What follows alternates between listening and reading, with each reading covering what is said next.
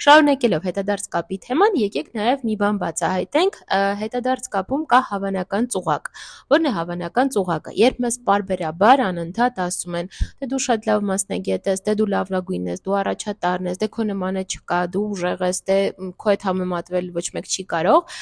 սա բերում է մի այնպիսի խնդրի, որը կոչվում է ծուղակ։ Այսինքն ես այլևս աճելու, ես այլևս զարգանալու տեղ չունեմ, ըստ այն հետադարձ կապի, որը պարբերաբար ստանում եմ։ Բայց մենք քանի որ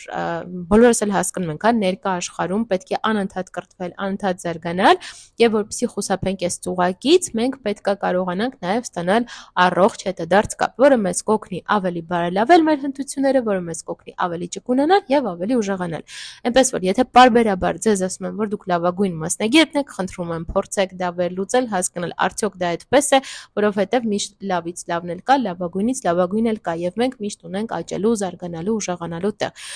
Եվ այս հնարավոր ծուղակները շատ հաճախ հանդիպում են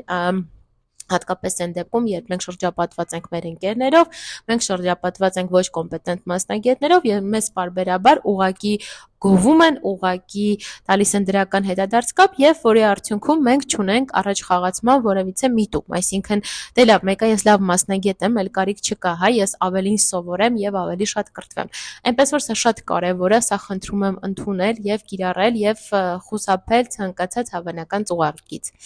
Սա երկրորդ հատվածն է, կշարունակեմ խոսել հետադարձ կապի մասին, մի փոքր այլ թեմաներով այսպես առանձնացված։ Մաղթում եմ լավ օր, մնացեք էջի հետ։